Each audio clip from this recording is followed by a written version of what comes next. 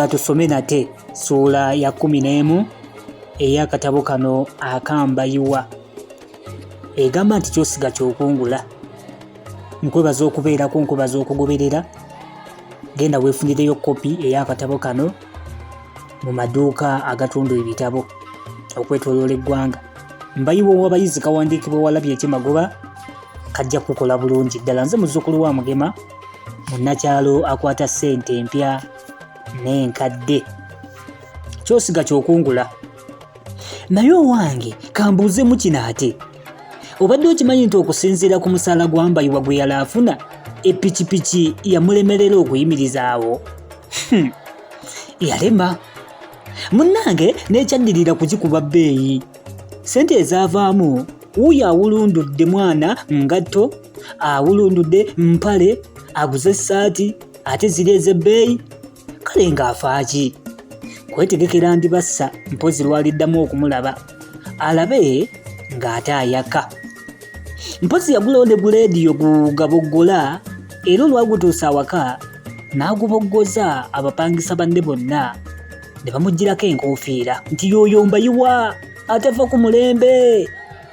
Kale ekirungi ekyamuliko bwe yatunda pikipiki, ssente z'amafuta n'endala zonna ze yajjanga yeewola ku ddoola, munnange yazimusasula.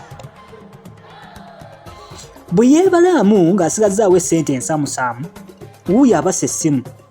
Ndibassa oluwa nti nzuuno, jangu nkuweemu.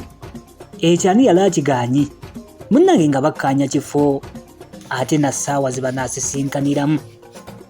Essaawa ey'ekyemisana yali tennaba na kutuuka, Mbayiwa ne yeetegekera okusisinkana Ndibassa nate. Yasookera ku kugenda mu kiyigo ne yeekebera mu ndabirwamu eyalimu. Yalina omusono gwe ogw'okukuba enviiri wano mu maaso awo, kale yazisendako katini n'azizza ku ddyo. Bwe yamala okukubaakuba mu nviiri, ate n'adda mu kutereeza ettaayi, wuuyo ku ngoye ze alabe nga tezimuyiwaayo oba okumuyisaamu amaaso ga Ndibassa mbu omukyala omwambazi nga ki. Olwali okutuuka bw'ati ku Elite Hotel, ne Ndibassa n'atumbula. Baabo batuuse mu kisenge omuliirwa emmere. Omuweereza abasimbye ekipande okuli olukalala lw'emmere gye baafumbye ku olwo.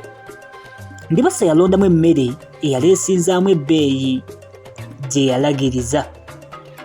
Bwe yawuliramu engeri y'akafansonyi, ate kwe kweyogeza nti anaaye n'engeri gye ndagirizamu emmere amangu bw'entyo, kale gye nsabye nti oba teri expensive nnyo annange. Nga bw'atyo bwe yeeyogeza. Kumbayiwa nti atufaayo, ssente nze si bwe buzibu bwange. Ebigambo eby'ekikanga ekyo Ndibassa byali tebikyamwewuunyisa nnyo kubanga yali abimanyidde. Kyenkana buli lunaku nga byogerwa abavubuka bangi abamutwalangako mu bifo ebitali bimu, mpozi okumuliisa n'okumunywesa. Mu kaseera kano bwe yatunuulira mu bulago bwa Mbayiwa, omwali akakuufu akalungi ennyo akatemagana.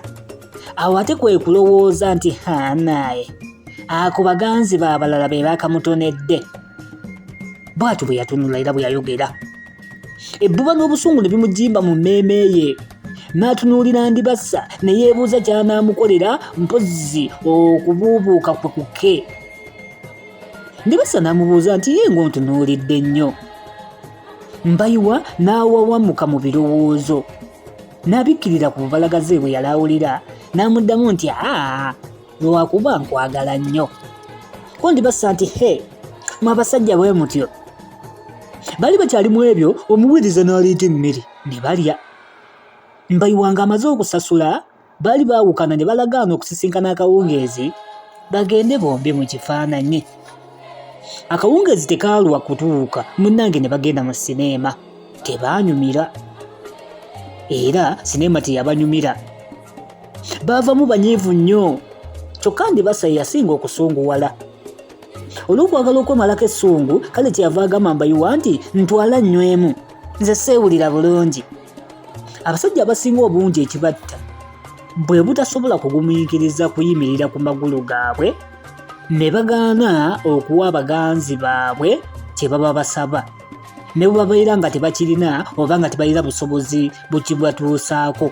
Naddala singa emitima gyabwe bwe giba nga gyatekemulwa dda, abo be baganza. Newankubadde Mbayiwa muli yali amanyi nti ssente zimukendeddeko ate nga ne zasigaza tazikakasa bulungi, naye era yasalawo okukkiriza Ndibassa byonna bye yali amusabye. Oli mu pulogulaamu tuwa tusome tukyagenda mu maaso, nyongera okwanirizaako ate n'okwebaza okulondawo tuula tusome. Muzzukulu wa Mugema munnakyala akwata ssente empya n'enkadde, nze Mwanjuzi era omuteesiteesi wa pulogulaamu eno eyatuula tusome tukyagenda mu maaso. Bwe baatuuka mu bbaala, mwana muwala Ndibassa n'anywa n'atotobala. Kuli tekwali kunywa, kale kwali kugunaaba bunaabi. Mbayiwa ye yanywanga yeebalirira ng'agenderera okukendeeza ku ccupa ze yandiguze alyoke afissewo ku busente. Bagenda okuva mu bbaala nga Ndibassa atagala butagazi.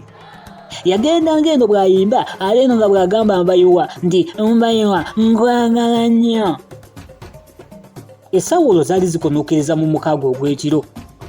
Mbayiwa yali akutte munne omukono ng'amutwala okumufunira takisi emuzzeeyo ewaabwe. Bwe baatuuka ku bumotoka obwa takisi, Ndibassa n'abuuza Mbayiwa nti yiga tontwala wa? Mbayiwa nti kukulinyisa mmotoka oddeyo ewammwe. Ndibassa yeerema nti tekisoboka, nze okusula nzekka. Ndina nja kusula naawe ntwale ewowo. Naye tontwala eri wa muganda wa walinga ekisibo ky'embuzi, nze ntwale ewowo. Mbayiwa yakanda kwekuba ku munne nti kankuzzeeyo, Ndibassa nga si yakkiriza. Mbayiwa ne gumutundugga okutuusa yagira ekirowoozo n'agamba Ndibassa nti kale tugende tusule mulongi, ndaba okooye nnyo saagala kukutambuza kiro. Ko Ndibassa nti nze sifa ku gyontwala, naye nze kyenjagala kusula naawe. N'atandika okuyimba oluyimba olusinda omukwano olwali lusinga obuganzi mu biseera ebyo. Tebaalwa baabo beevumbye loogi n'ekisenge bakifunye. Olwatuuka mu kisenge, Ndibassa n'agamba Mbayiwa nti nze nyambula sirina ng'eyamula.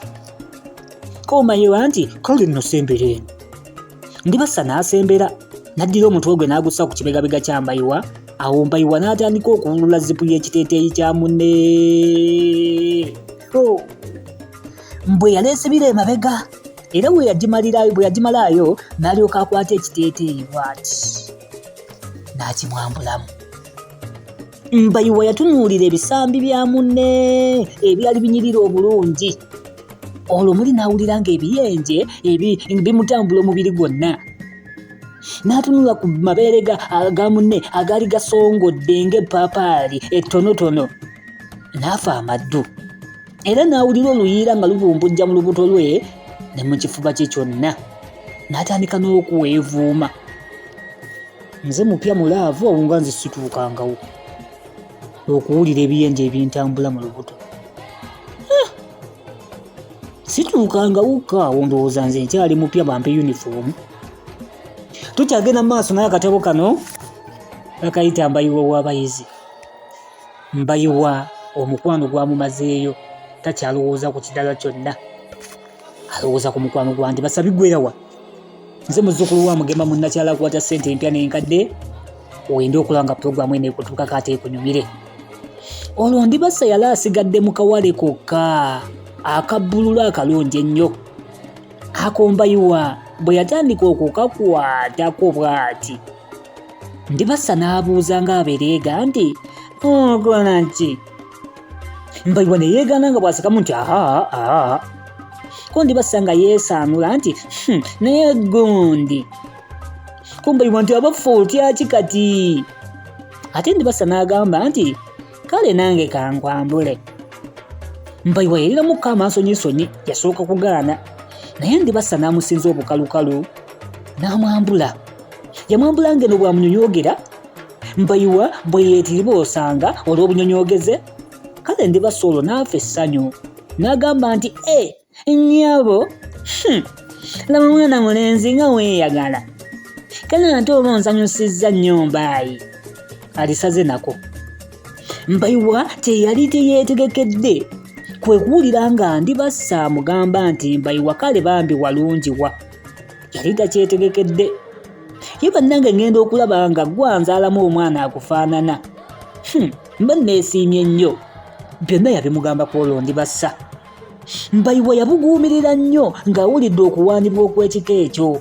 Oluvannyuma naye n'ajjukira nti alina kuwaana munne. Kale bombi baatuula ku kitanda ng'eno Mbayiwa bwe yeegaanyisa nti nedda g'osinga obulungi. Ndibassa ku ssanyu eringi lye yali awulira nga munne atenderezza obulungi, yabikola bulangiti nga talaba nnyuma era yeevumba obuliri lutali luno nga bw'asika ne munne nti nina ngwe twebage. Yamugamba nti gano gwe waagawulidde ate nange mbumbuuzizzaamu ekyo ati wandigasanzeewa. Munnange obudde buba busaasaana awo Mbayiwa bwe yagenda okufuuyisa yagenda okuwulira nga musajja agenda Kaleeba ng'awulira obuyisa obufumitafumita awamu n'obusolosozi obuluma. Ontontegedde obudde busaasaana Mbayiwa agenda okufuuyisa nga musajja agenda Kaleeba ndabira baliika eyo Kaleeba ng'awuliramu obusolosozi n'obuyiso obumufumita bwali buvuddewa. Awo n'akitegeererawo nti Nalulungi we amuwerebye lukuuma waka. Abamu nno bamuyita baana bagalye. Eyagala agende amusikambule mu buliri amukubeekube. Kale bwe yakibazaamu nga tekimutaasa. Okwagala kwonna kwe yalina ku Ndibassa ne kumwamukira awo. Era ne munne yali akyebase teyamusiibula. Yayambalirawo n'agenda yeeyuna omusawo. Bwe yatuukira ew'omusawo atwala ssente ntonotono, musajja wattu ng'ali ku lubabu era ng'ajjula na kukaabira ddala maziga gennyini. Yeewejjeekako awo ku katebe n'atandika okufuuyirira Naswimba omusawo atera ajje naye nga buteerere, n'ajjula ate okukaabirawo. Zaali essaawa nga 3 omusawo we yatuukira n'asala Mbayiwa ku muguwa. Okumukubako obukubi ati ekimunya kyamumala okumuweweeza ku bulumi. Era olw'okubanga yakeera n'abeera ku mwanjo, omusawo gwe yasookerako yamukuba empiso n'amuwa n'amakerenda era n'amulagira okukuma waafuneeyo n'empisa endala. Wabula Mbayiwa emmeeme yamugwa wala bwe yalaba ng'abinikiddwa ensimbi nnyingi okusinga ku ze yali ateeberezza.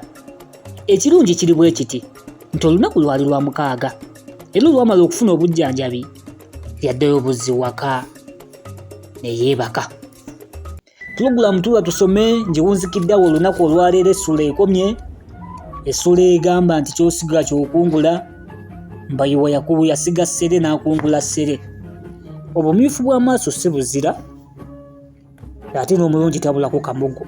Wonna awasigadde omuwala abadde mulungi naye alina ekirwadde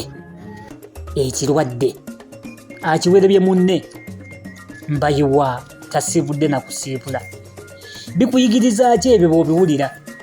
Teekawo komenti, laga okusiima mu ngeri emu oba endala.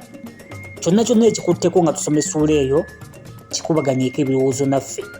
Tugenda sisinkana mu ssuula egamba nti Nnyazaala asala Namusisi ku mugwa ate naye egenda tunyumira bwayo. Nze mbasiibulidde wano awangaale Ssaabasajja Kabaka.